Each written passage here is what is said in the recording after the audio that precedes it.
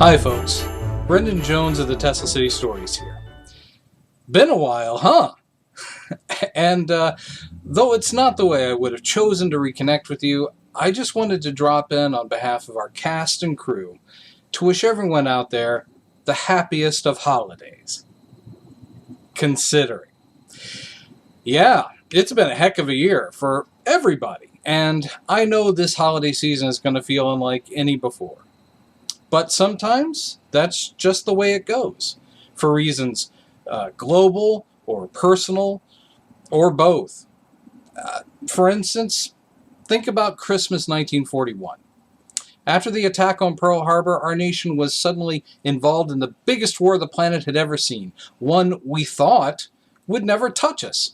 And despite President Roosevelt's timeless words about all we have to fear is fear itself, that holiday season and the three that followed were suffused with anxiety, grief, and uncertainty. Some of you out there may still have elder relatives who remember celebrating Christmas from behind blackout curtains or eating holiday meals cobbled together from rationed goods. I'm sure that generation could put what we're experiencing now into some kind of context. I'd love to hear what those voices from long ago would have to say to us. And you know something? Why not? What about it, Mr. Ian? Can you take me back there? That's all you want? Just the chimes? No horses? No gunshots? I got a car horn here somewhere. No thanks. No, just the time travel chimes would be good.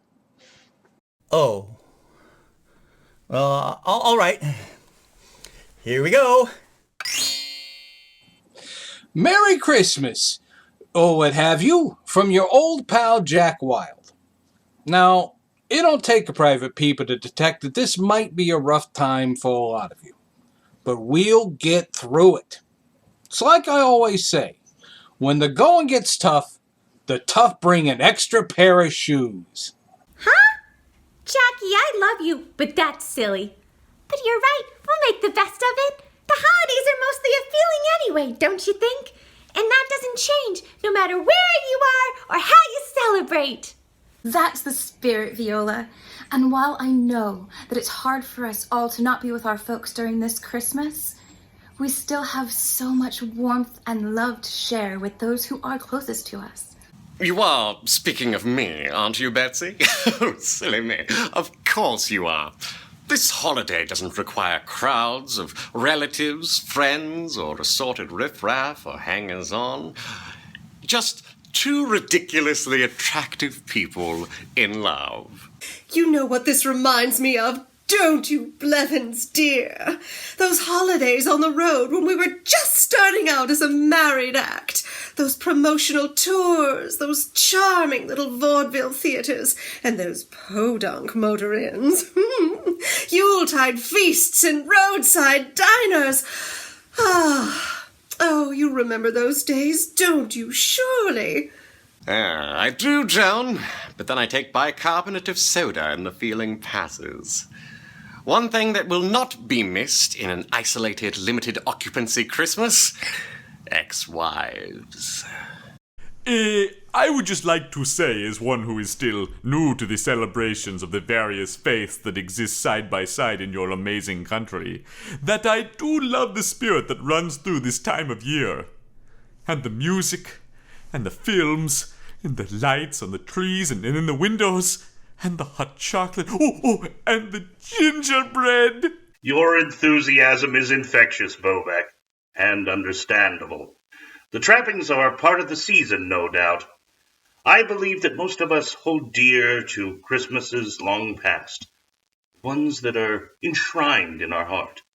But we mustn't focus so much on Christmases past that we forget Christmases present, or those yet to come. Because it's still Christmas, isn't it, Mr. St. George? Even if it doesn't seem like it used to, even if the world is at war or in the throes of a terrible sickness, it's still the season of hope. We may have to sacrifice a little of our old comforts, but if we look after ourselves and each other, then I think we've celebrated the holidays in high style. Oh, that's just wonderful, Myra. I don't know about the rest of you, but that's made me all warm and toasty and full of holiday spirit. In fact, it makes me want to sing!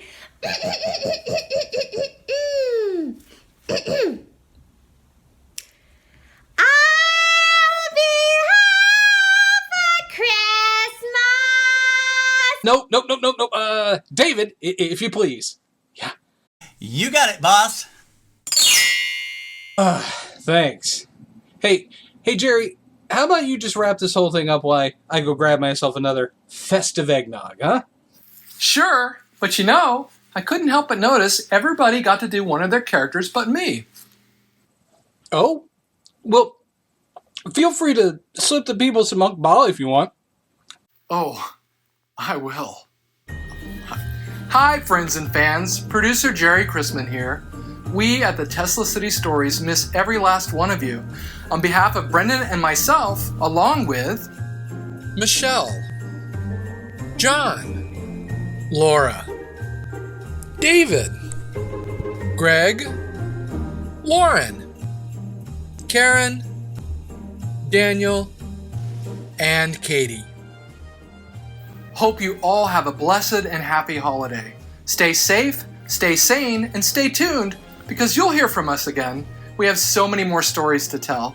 That's our Christmas present to you and our New Year's resolution all wrapped up into one package. Till then, take care and boost the signal. Or as Unc Bolly of Hoot and Holler might say,